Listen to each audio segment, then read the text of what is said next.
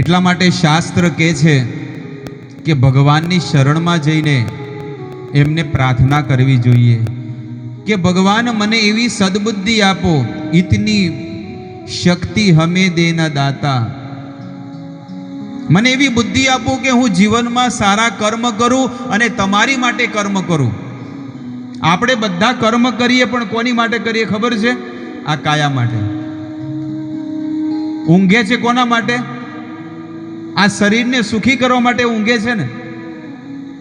પૈસા કમાય છે કોની માટે? ભગવાન માટે કોઈ કમાય છે ને? કે 1000 રૂપિયા જો રોજના કમાય તો અહીંયા મંદિરમાં આપી દો, કોઈ આપે છે?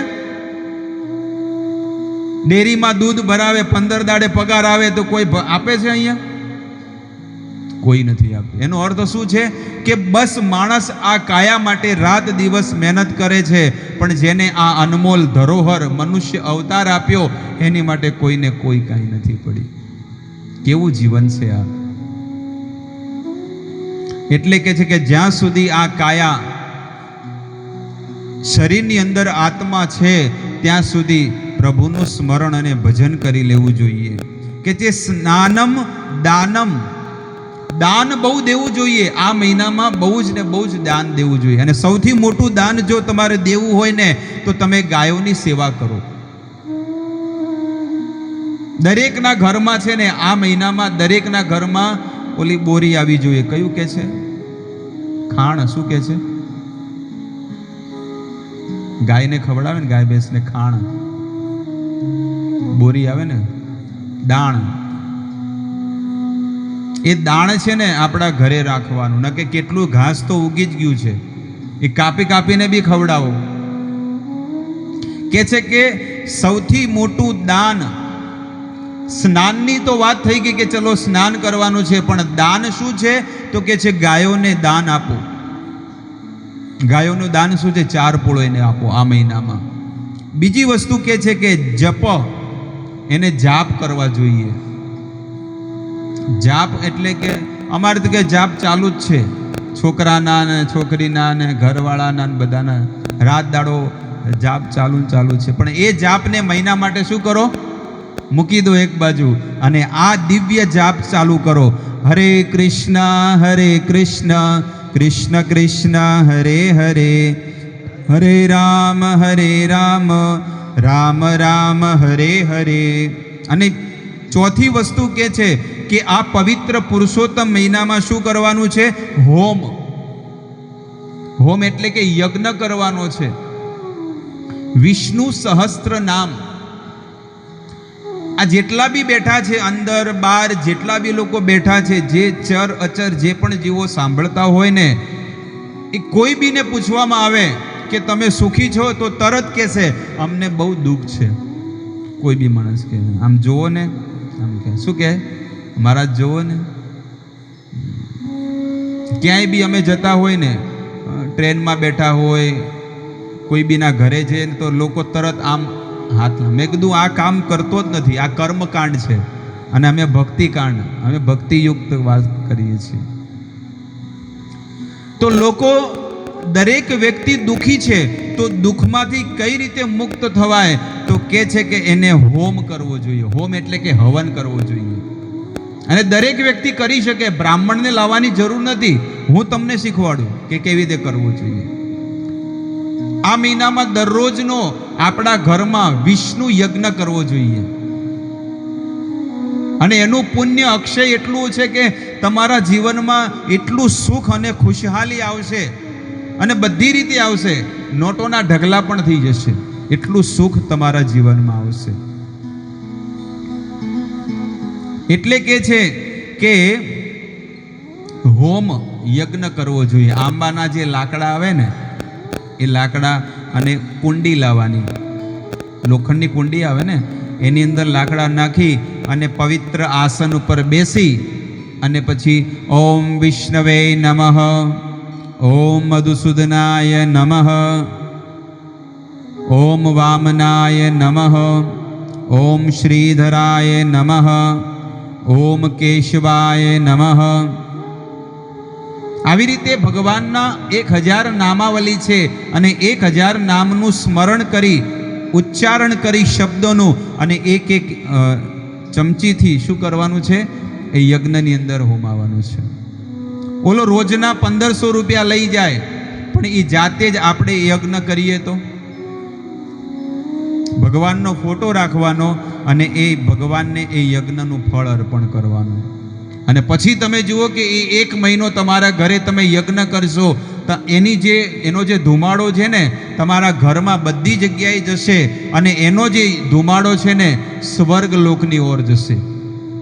33 કરોડ દેવતાઓ અને સાક્ષાત ભગવાન કૃષ્ણ એ તમારા યજ્ઞથી તૃપ્ત થઈ જશે. એટલા માટે એ યજ્ઞ પ્રતિ દિવસ કરવાનું છે. એકદમ ખર્ચા વગરની વસ્તુ આ સંત તમને બતાવી રહ્યા છે, પણ એ કેટલા લોકો કરે ને કેટલા લોકો ન કરે. પેલો બ્રાહ્મણ તો સલાહ આપે તો બી એના પૈસા લઈ લેશે કે 100 રૂપિયા મૂકો નહીં, અને તોય પછી કે તમે આવો ને તો કે 1500 રૂપિયા થશે. 2 કલાક આવીશ ને 1500 રૂપિયા થશે. ઓલો બિચારો 12 કલાક મહેનત કરીને 500 રૂપિયા ન કમાય ને ઓલો 2 કલાકમાં તો પણ લોકો કરાવે છે. પણ આપણી પાસે કદાચ ક્ષમતા ન હોય તો આપણે ઘરે બેસીને પણ આ વસ્તુ કરી શકીએ છીએ. અને પછી તમે એનો પ્રતાપ, એનો પુણ્ય, એનો ચમત્કાર તમે જુઓ કે આ બંધ કિસ્મત છે ને એ ખુલી જશે. તમારી જીવવાની નવી રાહ મળશે અને આનંદ અને ઉત્સાહ મળશે. પ્રતિ પદમ પૂર્ણા અમૃત આસ્વાદનમ, એ ડગલે ને પગલે તમે આનંદનો અનુભવ કરશો કે વાત સાચી છે. આવું મારે રોજ જીવનમાં કરવું જોઈએ. રોજ તો ન થતું હોય પણ પુરુષોત્તમ મહિનામાં તો કરવું જોઈએ. અને રોજ ન થતું હોય તો એકાત્રે કરવું જોઈએ. એકાત્રે પણ ન થતું હોય તો અઠવાડિયામાં 1 વાર તો કરો, તો મહિનામાં 4 યજ્ઞ તો થશે. અને 4 પણ ન થાય તો 2 11 તો કરો. જેને વધારે દુઃખ છે, વધારે કૃપા પ્રાપ્ત કરવી છે, એ તો રોજ કરશે. કારણ કે 3 દાડા તો જતા રહ્યા, હવે 27 વધ્યા છે, અને કાલે હજી વિચાર કરશો તો વિચાર કરતા જ રહી જશો. એટલે અહીંયા અમારે શાસ્ત્ર લઈને બેસવું પડ્યું કે આ કેટલું મોટું અક્ષય પુણ્ય છે. પુરુષોત્તમ માસ મહિનો જે 3 વર્ષમાં પહેલી વાર આવે છે, 1 વાર આવે, 3 વર્ષમાં 1 વાર આવે. અને આ પુરુષોત્તમ મહિનામાં ભગવાને આશીર્વાદ આપ્યા કે કોઈ પણ સંસારનો જીવાત્મા થોડુંક પણ કર્મ કરશે ને આ મહિનામાં, સારું કર્મ કરશે ને તો એ કર્મ છે ને એને અક્ષય પુણ્ય મળશે. અક્ષયનો અર્થ છે કે જેનો ક્યારે ક્ષય ન થાય, જે ક્યારે મરી ન જાય, અને એ પુણ્ય છે ને હંમેશા ને હંમેશા વધતું જાય છે. તો સ્નાનમ દાનમ જપો હોમ સ્વાધ્યાય, અને આ શું થઈ રહ્યું છે? સ્વાધ્યાયનો અર્થ છે કે ભગવાનની કથા. એટલા માટે હું બધું છોડીને એટલા માટે શા માટે આવ્યો છું કે 1 મહિનો મારે છે ને નિયમ લીધો છે કે રોજ રાતના મારે 2 કલાક ભગવાનના ગુણ ગાવાના છે. તો દિવાલ આગળ ગાવ એના કરતે ભગવાનના ભક્તો બેઠા હોય એની આગળ ગાવ તો એમનો પણ ઉદ્ધાર થઈ જાય અને મારો પણ ઉદ્ધાર થઈ જાય. એટલા માટે 500 કિલોમીટર દૂરથી આપણે અહીંયા આવ્યા છીએ. એટલે હવે આપણે છે ને આપણું આ ફળિયું છે ને, આપણું આંગણું છે ને આખું ભરાઈ જવું જોઈએ. દાનમ સ્નાનમ જપો હોમ સ્વાધ્યાય, તો આપણને પણ અહીંયા 5 દિવસ કે 7 દિવસ જેટલો પણ લાભ મળે, અને કોક એમ કહે ને કે આખો મહિનો કરવી છે તો પણ આપણે તૈયાર છીએ કે રોજ સાંજ પડે એટલે આપણે, મને ખાલી છે ને 1 ટાઈમ જમવાનું આપજો. દરેકના ઘરમાંથી 2 રોટલી ને દાળ ભાત, બીજું કાંઈ નહીં જોઈએ આપણે. 1 ટાઈમ પ્રસાદ મળશે ને.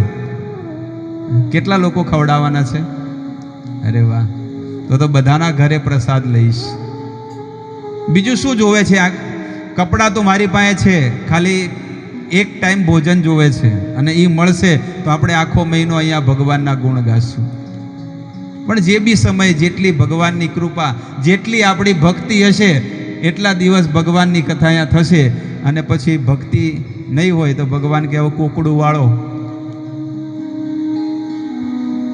પણ નહીં, તમારે જોવું તો જોઈ લેજો કે આટલા બધા ગામડાઓ છે, કેટલા બધા જીવો છે, પણ આપણી જે અહીંયા ભાગવત સપ્તાહ થઈ હતી, આજે બધા લોકો એ યાદ કરે છે કે ને ભાગવત સપ્તાહમાં એ કથામાં અમને કંઈક શીખવા મળ્યું, જાણવા મળ્યું, ભક્તિ મળી કે ભગવાન શું છે, ભગવાનના શું ગુણ છે, અને ભગવાને આપણી પર કેટલી બધી કૃપા કરી છે.